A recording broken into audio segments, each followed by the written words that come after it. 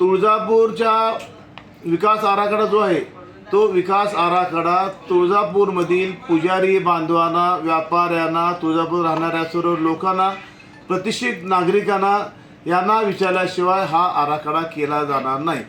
कारण आमच्या तुळजापूर शहरामध्ये अशोकभाऊ मगर आहेत, माधवांना कुतवळ आहेत, असे बरेच आमचे गावातील बुजुर्ग नेते आहेत.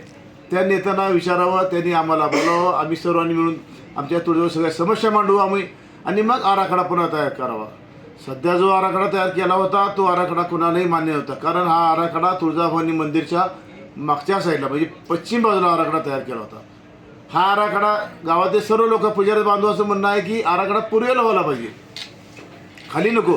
त्यांनी असं केलं होतं की खाली तुळजाभवानी मंदिरच्या खाली मागच्या बाजूला दुकाने खाली काढायचे, खाली लॉजिंग बांधायच्या, सगळे ट्रस्ट मार्फत खाली काय जे खोल्या रूम्स खाली करायचं. मग यात्रा तुळजाभवानी यात्रा येणार नाही.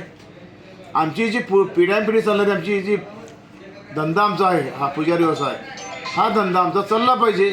मी आज यात्रा करत नाही, माझा मुलगा उद्या यात्रा करेल, माझा नातू उद्या यात्रा करेल. पुजारी हा व्यवसाय आमचा. जशी इतर लोक शेती आहे तशी आमची शेती आमची.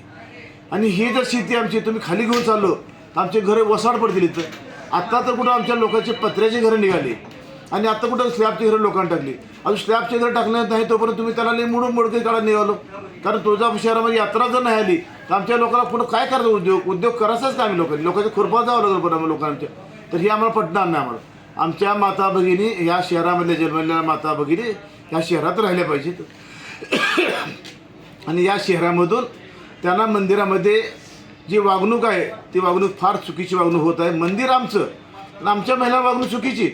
पुजाऱ्याच्या महिलांना पुजाऱ्यासोबतच दर्शन मिळालं पाहिजे, त्यांचा अधिकार तेवढा असलाच पाहिजे.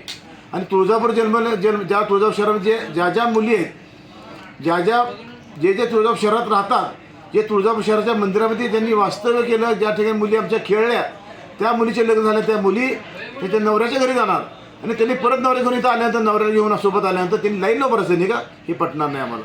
माझ्या या मुलीने त्याच्या नवऱ्याला घेऊन म्हणजे आमच्या तुळजापूरच्या जावयाला घेऊन त्यांनी बिगर लाईनचं दर्शनाला आलं पाहिजे. त्यांना पितेदार त्यांना कायम दर्शनासाठी मी उद्या आमदार झाले त्यांना मी पास देऊन टाकणार त्यांना कायमचं. आणि यामुळे तुळजापूर शहरातील महिला ह्या उद्या एखाद्या घरी पुजाऱ्याच्या घरी यात्रा येते, पुजाऱ्याचा मुलगा एका कुठं बाहेर गेला, गावात गेला असतो, त्याचे पती कुठं बाहेर गाव गेले असतात, घरच्या महिलेने जर यात्रा करत असतात तर मग यात्रा करण्याकरता त्या महिलेला पुजाऱ्याच्या बायकोला मंदिरामध्ये जाण्यासाठी कोणी अडवलं जाणार नाही. तिलाही पुजारी म्हणून अधिकार द्यायला तेवढा असला पाहिजे. कारण ती जरी माझी पत्नी जरी माझ्या बाहेरची किंवा माझ्या भावाची पत्नी जरी बाहेरची असली, परगावची असली, तर हिथं लग्न झालं तर हितली झाली. आज अर्धांगिनी आमची आहे ती, तिला अधिकार तेवढाच आहे.